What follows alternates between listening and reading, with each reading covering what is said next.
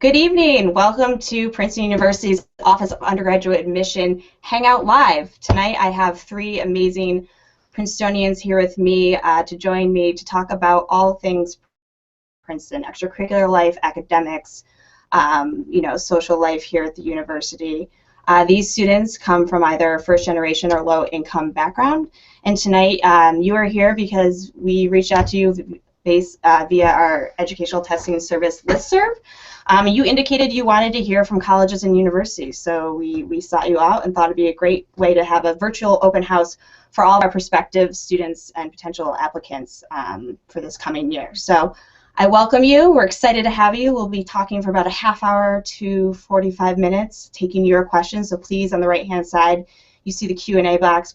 Please plug in your questions, ask away, and our students are here to take your questions. So without further ado, I'd like to introduce our amazing Princetonians here, part of this panel. So why don't we start with Cricket. Cricket. Hi, I'm Ryan. Hello, can you hear me? Can hear you. So I'm Cricket. I am a senior here at Princeton. I'm originally from Riot, Wisconsin, from a small town there. And here I'm studying biology and getting a certificate in global health and health policy. So if any questions, let me know. Thanks, Cricket. How about over to you, Kevin?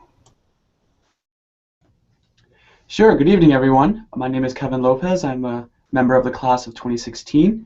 I come from Newark, New Jersey, and I am currently majoring in sociology. So if anyone has any questions on either sociology or on what deciding on a major, please let me know.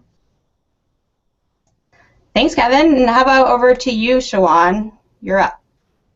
Hi everyone, thanks for joining us tonight. My name is Shawan. I'm originally from the suburbs of Chicago, and I'm a senior class of 2013.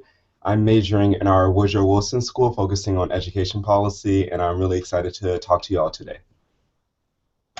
All right, let's get to it. So I answered that first question here, so I'm just gonna select that and get out of the way. As I said, we invited students based on a listserv that we get from educational testing services, so your PSATs, your SATs, your ACTs. You indicated you wanted to hear from us, so here we are. We're hosting live with you tonight. So how about this question here? I'm going to throw it out to you guys. Once students arrive on campus, what types of resources are available to them? So, maybe talk about as you enter into the university, what sort of freshman seminars, freshman programming are provided to you. Cricket, I know you're an RCA, Residential College Advisor, so maybe you could speak to that briefly. But why don't we toss this off to one of you? So take it away.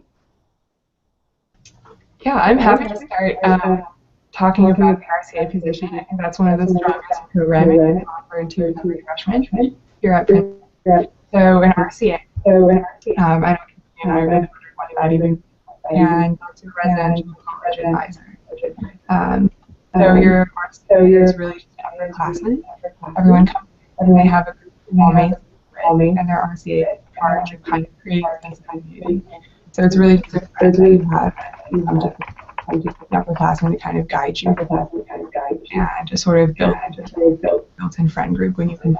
And I know for me, to college, that was it was great having someone there who I could rely on in a community that I felt safe and welcomed into. Great, thank you very much. How about over to you, Shawan? Anything to add to resources on campus for freshmen? Yes, I love to talk about the academic resources that you get during your first year. We have a center on campus that has tutors who are upperclassmen that can work with you one-on-one in a class, and that was something that I found very useful when I was taking econ for the first time, which is something I'd never been exposed to. So you can work with a tutor who is free of charge and work with them weekly to make sure you can get through your problem sets and all of your classes. Very nice. And how about you, Kevin? Anything to add about your experience and resources on campus, even as you've come through the ranks and moving from freshman to sophomore to junior year? Sure, I'd be happy to talk about that. One of the most important resources here when you get on campus is definitely looking at, searching out for a mentor, there's actually a program here on campus called the Princeton University Mentoring Program, which is a program that pairs incoming freshmen with an upperclassman. So it would be possible for a freshman to have either a sophomore mentor, or a junior mentor, or a senior mentor. And so, so the freshman would express interest in, whether they would like to be paired with a mentor who has a similar major or similar background, or they may just like this type of music. And so I'm actually one of the mentor-mentee co-chairs that's in charge of just looking over that. So you should always search out for mentors, not only just through students, but also through professors. I think the most wonderful thing here is that there are resources available, but you yourself have to do the legwork to reach out to those people and find them. Especially as a freshman, that's so invaluable. Do not feel afraid of reaching out to people who you feel that could help you in many different ways. Good advice, all three of you. Thank you very much. This one's rising up top, and I'm going to actually tackle this one because it is a great question and something we hear often from students. I'm concerned about finances and just getting to the university and visiting campus. So does Princeton offer a fly-in program for low-income students to visit campus? We don't as a prospective student or an applicant. However, we do for students who are admitted to the university and want to attend one of our Princeton preview programs. So we will work closely in talking with financial aid and saying, send us the names of the students who you think might need assistance in flying in to be able to see our beautiful campus. And so we are lucky to be able to provide that service for our admitted students so they can spend a day here at the university taking some classes and taking advantage of life here at the university and getting to know campus. So I think that's a nice thing that we do provide as an admitted student. Next question, which I really think is a great one and I want to make sure we tackle pretty early on because it's so important, is our financial aid program here at Princeton. And I'll provide a little bit of background and then I'll let the students launch in to their own experience. But Princeton is a grant-based institution. We have a no-loan policy. So we meet 100% of every family's demonstrated need. We are completely need-based. We don't have any merit scholarships. We don't have any athletic scholarships. So working solely with the families in understanding their need and ensuring that they can afford the Princeton education. It's a top priority for our university. It's phenomenal. About 75% of our recent graduates have graduated completely debt-free. And in terms of being a grant-based institution, this also applies to international schools. So we are one of international students, excuse me. We're one of a handful of schools to be able to offer that that same financial aid program to international schools. Do any of you want to weigh in on financial aid here at the university, and maybe if you have a work study or anything you want to speak to personally?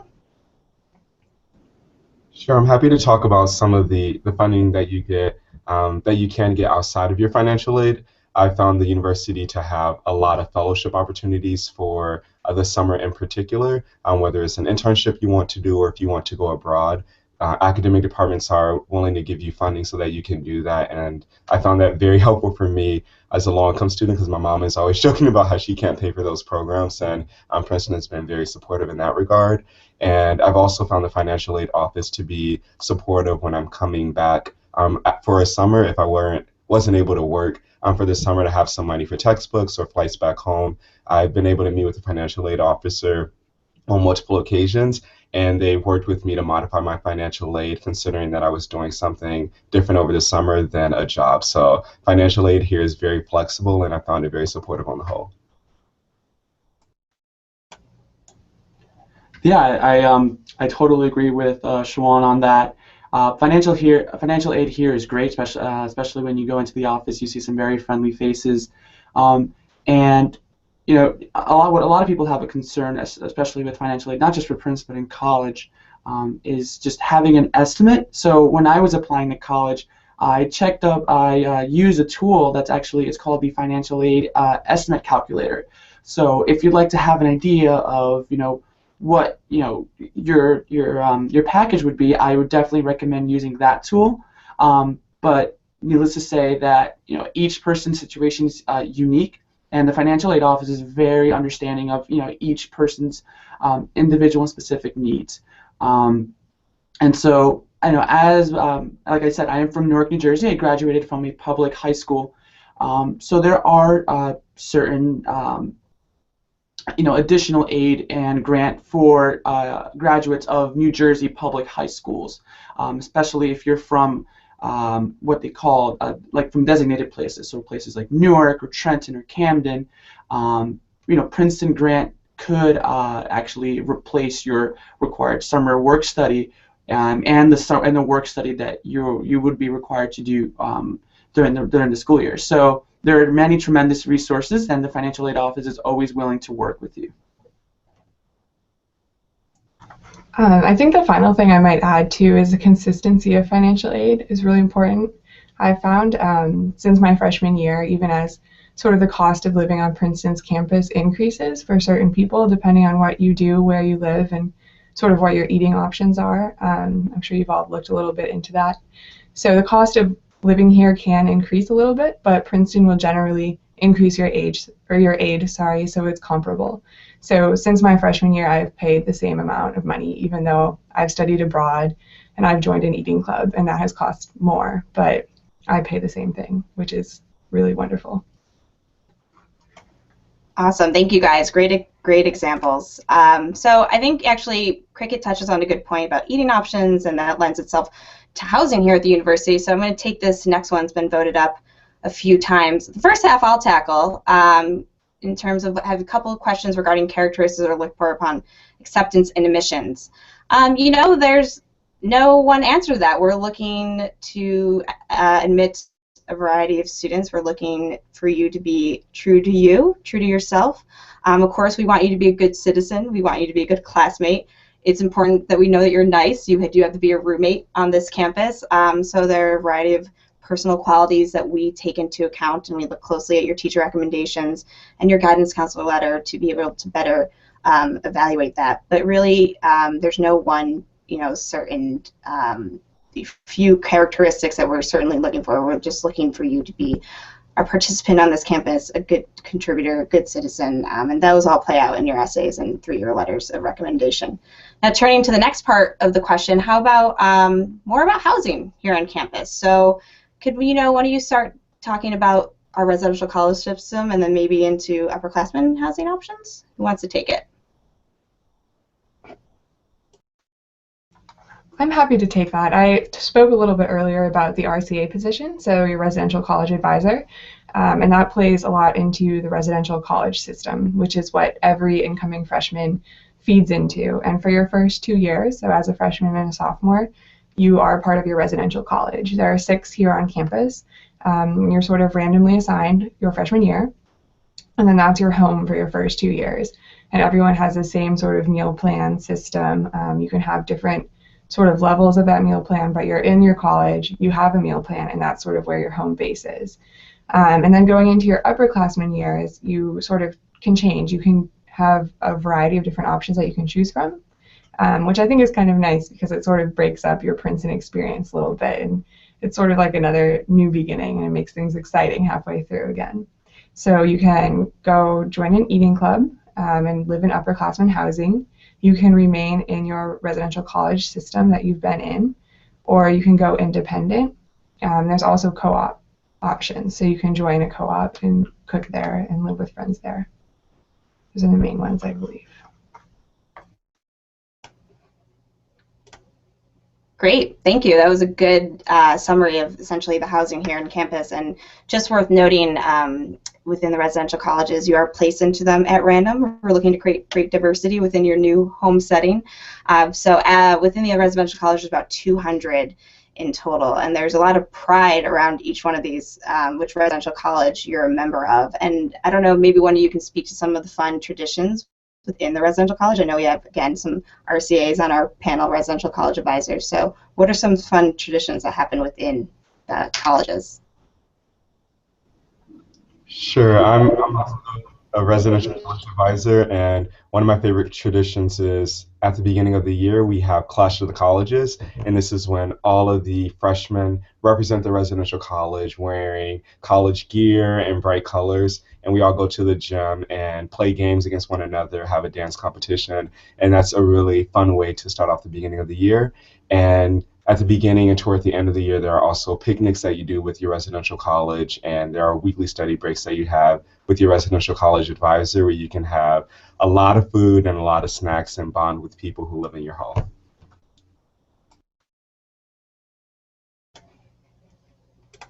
Awesome. Those were great examples. Thanks, Schwan. Okay, so let's take on another question here.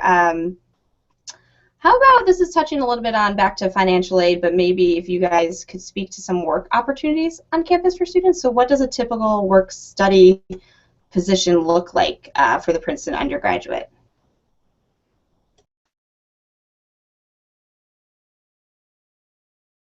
Anyone want to take it?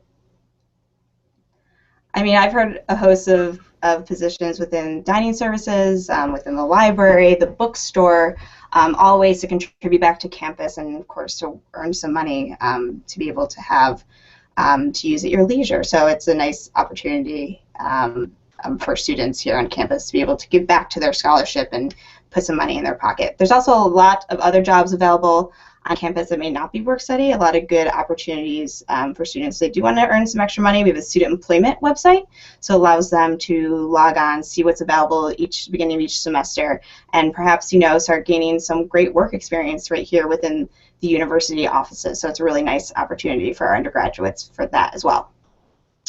Alrighty, good. So I'm going to touch on this one question here about, where was that? So how long should writing supplement be, and is there any recommended quantity? So this would be a good one for me because as an admission officer, I see a lot of writing supplements and reading applications, and you know, there is a guideline with a number of words per each essay. And you know, it varies depending on what you're answering. Short answer about 250 words, essay somewhere between 500 and 650.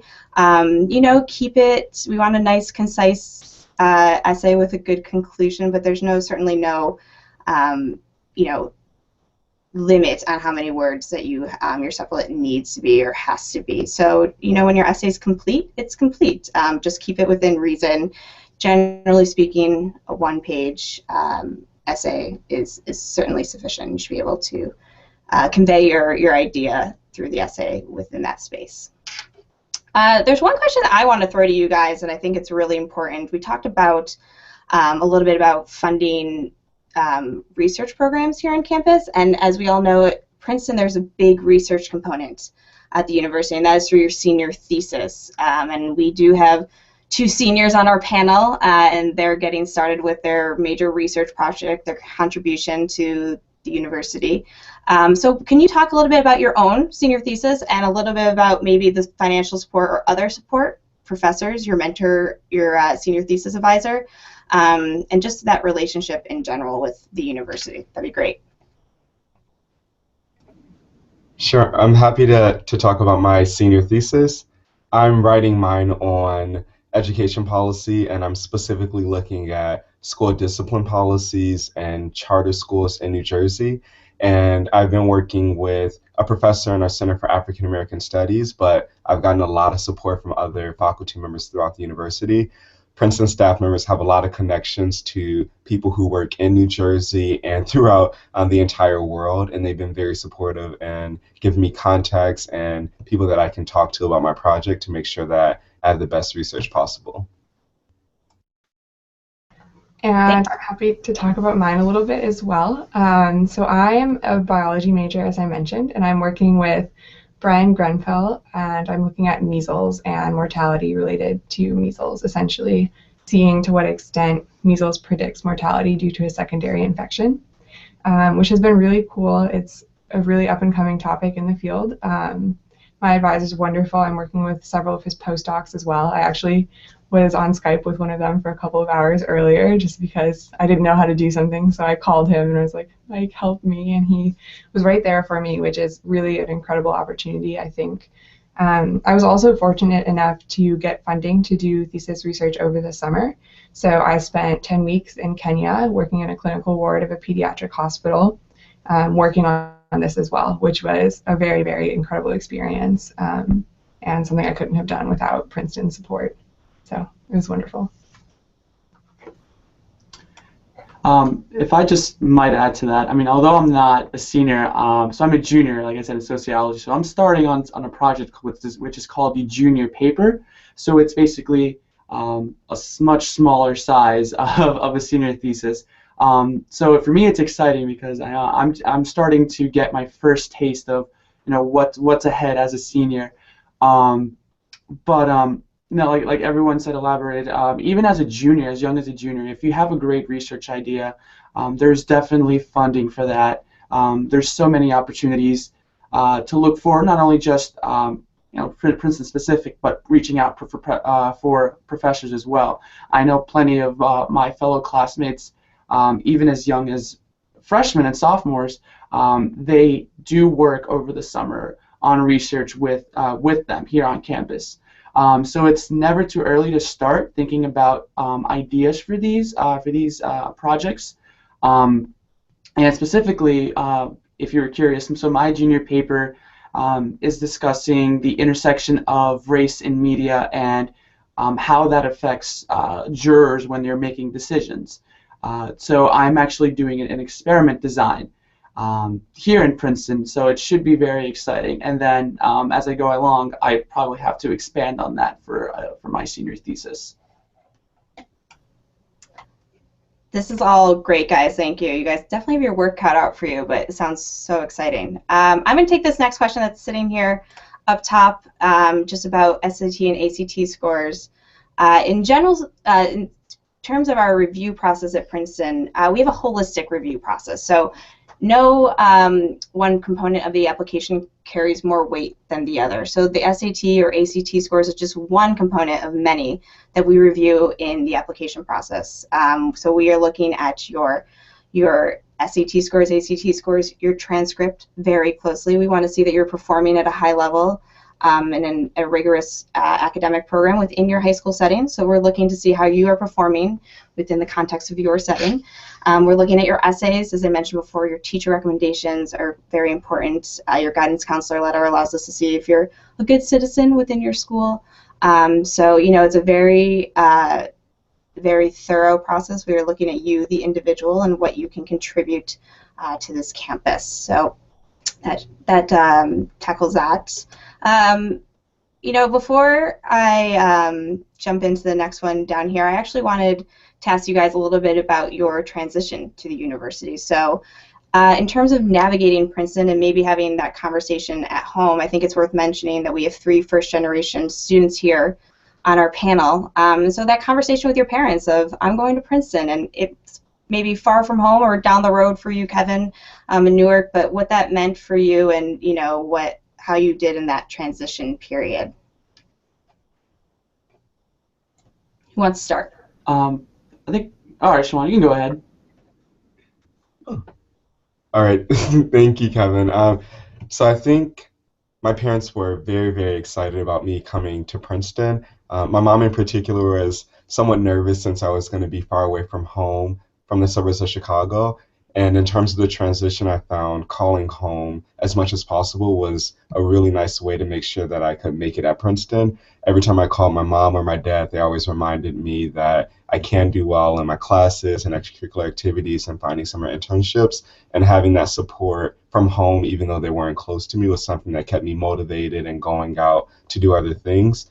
And then in terms of on campus, I found that talking to upperclassmen was something that was very useful. And I really like the Princeton community because it's not just a place where you're close with people in your own class year, but you're really able to interact with people across all years. So I was able to talk to an upperclassman about how they made it through their first writing course at Princeton or how they took their first economics course, and getting advice from them coupled with the support I was getting from back home made the transition a smooth one.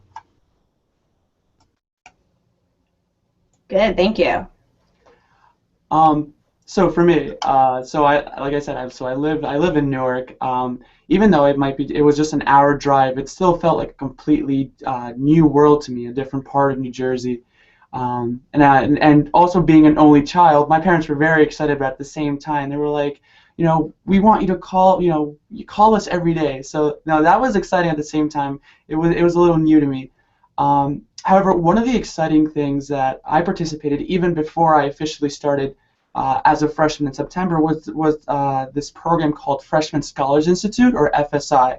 So this program, they sent out an invitation for students who are either from first generation background, or maybe their school didn't offer the type of courses that might be needed for Princeton. Regardless, so it's about 60 students, and so you have the opportunity of starting Princeton early in July and then wrapping it up around August. And you take 2 classes that actually count toward your distribution requirements in order to graduate here at Princeton. So that was only helpful getting acclimated to Princeton and the academic rigor that is required here. But also I made a lot of friends that that are still close to me even now as a junior. So if you were to be accepted to Princeton, I would definitely keep an eye out for FSI. It's really a great program to start off your Princeton experience. Yeah, so like Kelvin Antoine, I was really lucky in that my mom was really supportive of me coming to Princeton. I'm also an only child, so she had kind of poured her heart and soul into my education, so it was great for both of us. I called her a lot, told her everything that was going on in my day, and I think that was really important too, because she never really had that college experience, so she didn't really know where I was going, and she was kind of nervous about me going away. But I think that was really, really helpful for both of us. It was kind of a journey at the same time for the two of us. And in terms of support at Princeton and in terms of the transition here, one thing that really surprised me, coming in, I'm from a rural town in Wisconsin, so I thought it was going to be a completely different world, completely different people. And I was kind of afraid to sort of share where I was from and what my background was, because I thought maybe that would make me an outsider. But I found that really, really early on, there were so many people in my Z group and in my residential college and on my team that shared really similar backgrounds to me, and I think that's one thing that's fantastic about Princeton, is that there are so many different people here, and if you're willing to sort of talk about who you are and where you're from, you're probably going to find that there are a lot of people who are from similar backgrounds as well. So having that sort of support and feeling that sort of comfort was really important for my transition as well, and I would recommend anyone who comes to Princeton to sort of reach out and start forming that community, because it's going to be so important to your experience here. Thank you all for sharing your personal stories. And just to touch on that, could one of you maybe just speak to the Hidden Minority Council that was founded here recently on campus? I think that'd be a good support and resource for our students watching here today to know about. Sure, I'd like to take that question. So I'm actually on the board for the Princeton Hidden Minority Council. So I was one of many students who came together to form this organization. So all the council members originally came from either college prep programs like Questbridge, in my case LEDA, Leadership Enterprise for a Diverse America, and so we came together because we noticed that even though Princeton has a ton of resources, it can be a little tough, to get started, where to look for them. So we are particularly interested in, addressing, challenges faced by first-generation low socioeconomic students.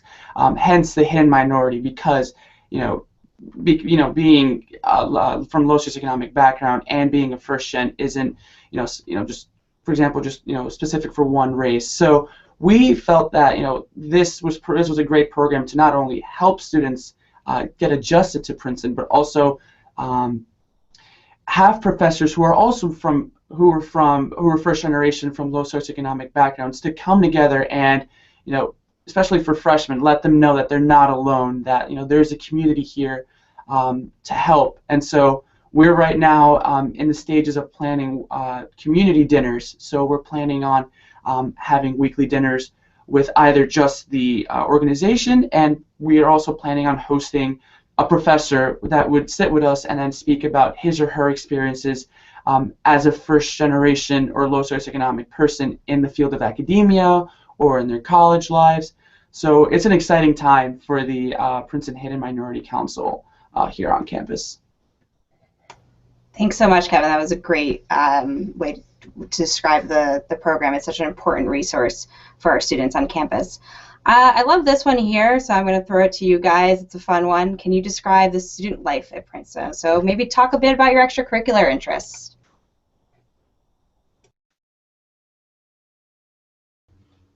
Sure, I'm happy to start off with that question. I would describe student life at Princeton as energetic.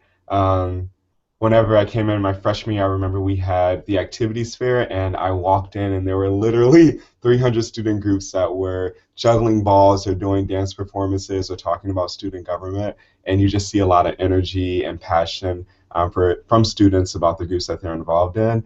And what's really nice about Princeton is it's not just about things that are happening on campus, but you see a lot of students who are energetic about things that are happening off campus as well.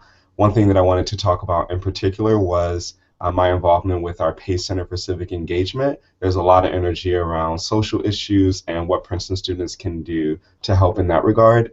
And my freshman year, I participated in a civic engagement trip to Tulsa, Oklahoma, somewhere I'd never been before, and we learned about female incarceration and seeing how much passion the leaders of that trip had around criminal justice and making sure that women weren't disproportionately affected when it came to incarceration rates inspired me to get involved with criminal justice and do some work with that afterwards. So there's pretty much a topic for every student activity, and you'll always find a student who's energetic about what they're doing at Princeton.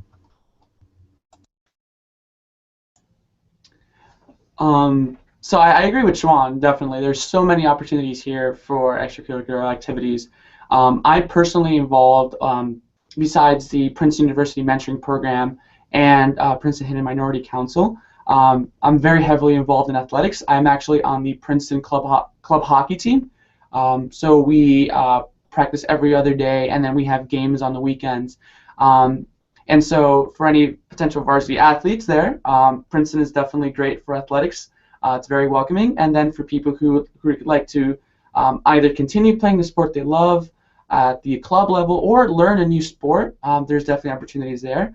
And even within the residential colleges, there's plenty of opportunities to play intramurals. I can't tell you how many students, just pick up, maybe playing broomball at Hobie Baker Rink, and then, but everyone just has fun. There's always opportunities to show your athletic and competitive side, and it's a way of getting to know new people who you might have otherwise not met. So athletics here is definitely, there's always something to get you going here.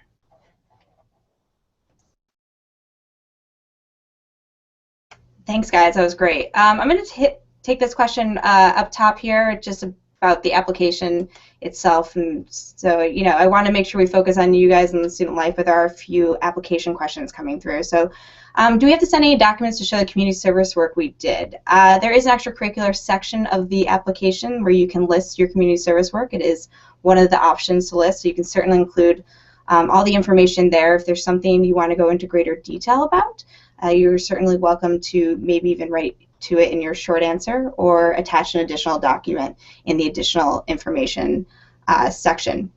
So we touched a little bit on some study abroad opportunities, and this question actually just came up. So could you guys maybe outline some study abroad opportunities, or if you've had your own experiences? I know Cricket has spoken to her work over the summer. She actually writes about it on our fantastic blog, Speaking of Princeton, on the admission website. But do you guys want to maybe touch on that?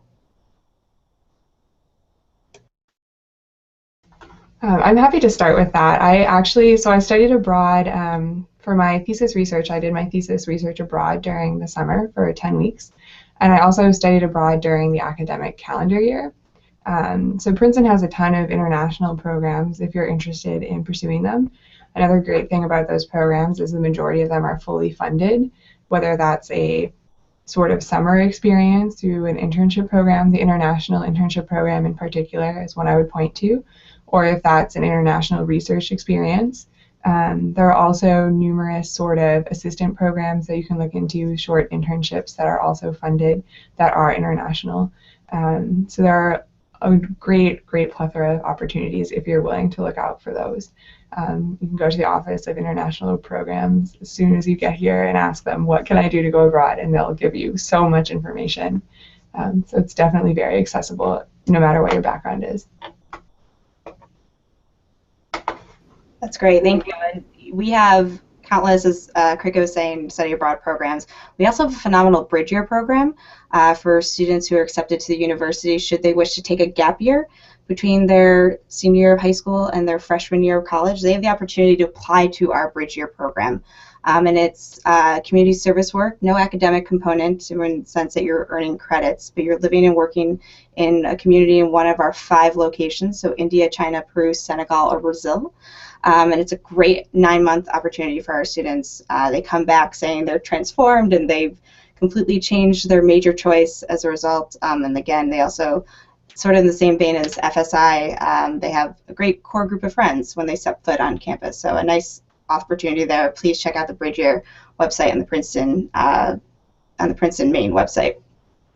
So I really like this question here, and I think it's a good one. And we'll then wrap up.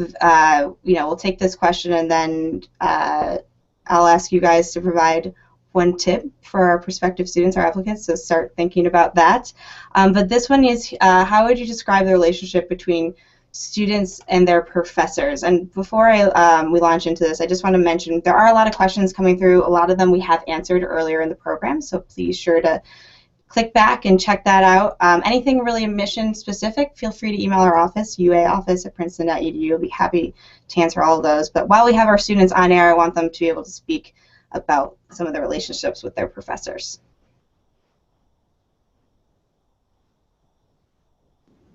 Sure, I'm happy to tell you about my personal experiences with professors. I found that the relationships on the whole are very personable. It's not just me going to class and them giving me a ton of information and then leaving.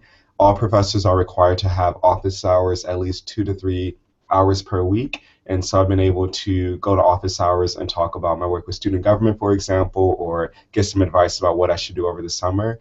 And even now as a senior, I still get meals with one of my professors from freshman year. Just a couple of weeks ago, we were at a really good Indian restaurant just on the north side of campus. And having those meals with professors and going to their office hours has allowed me to get to know them on a more personal basis. And I'll definitely be keeping in touch with them after I graduate this year. Thanks, Shawan. Yeah, no, I definitely agree. Professors here are generally very accessible, even outside their office hours. If you shoot them an email, they'll be willing to grab coffee or even lunch with you.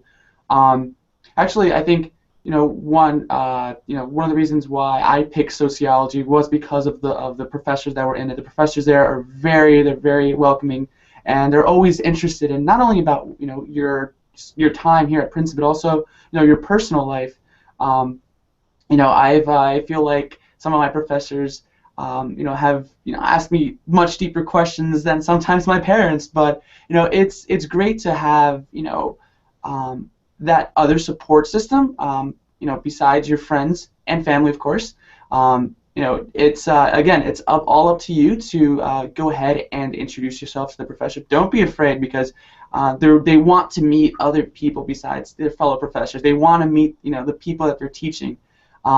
So in any way, do not be afraid. And I mean, if you currently are a little bit shy, I say part of your Princeton experience or your Princeton bucket list is taking out a professor to lunch or dinner, and they'll definitely be willing to do that with you.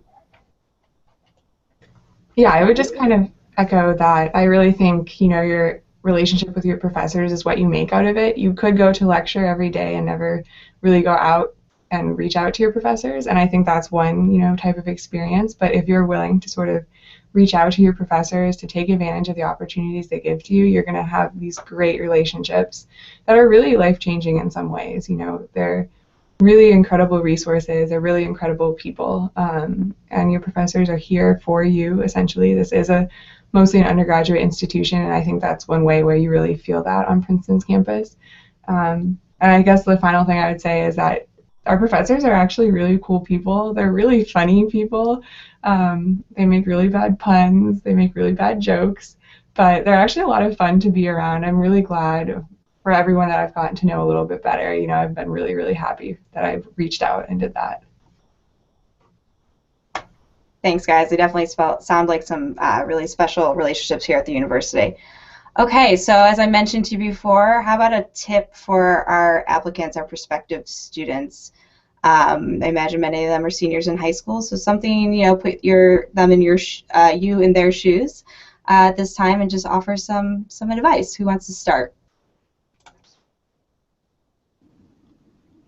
I would say the biggest advice that I can give to you is to be mission driven and think about the type of impact that you want to have on the world. I know it sounds like a very big topic and you don't have to know precisely what job you want or what career path you want to take, but do think about issues that you're passionate about or causes that you really believe in, and use that to revise or write your essays. And that passion is what gets a lot of Princeton students to be very passionate about what they're doing once they're here and go out into the world and do something great. So if you can show that passion in your essays and your interviews, that'll help you stand out. Okay, who's next? You know, especially as you're as you're like taking on your applications, one of the suggestions that I have is, you know, to have fun.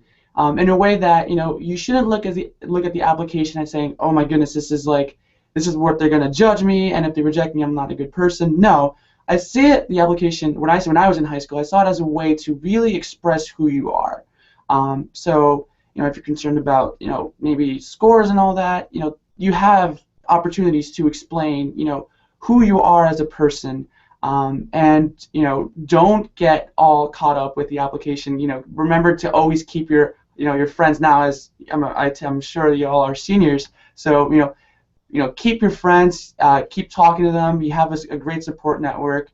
You know, look to your families, and so you don't feel overwhelmed. So, you know, just take this opportunity as a way to really show, you know, who you are. And who knows, you might have, you know, some reflection of yourself as you're filling out this application, like, oh, I didn't know this about myself. So don't worry. And I think the last piece of advice, and probably is a lot, you know, the only way, I think, when I was taking this opportunity is, if you don't apply, then that's the only way, you know, that you're certain of not getting in. So, you know, just take it and do it. Yeah, I guess I think I would echo the other two in saying that this is really an opportunity to explore who you are in a lot of ways, and I think my advice would be to stay true to who you are. I think in the admissions process there can be a lot of pressure to sort of be this really funny personality or some sort of perfect student, and that's not really what Princeton's looking for, and that's not really what any university is looking for. They really want you to express who you are. They really want to know who you are as a unique individual. And appreciate the sort of diversity that there is out there in the world.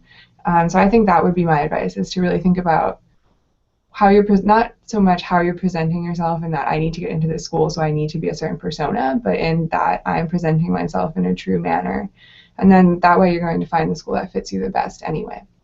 And I think that's going to be really appreciated, and that will really shine through to the admissions department.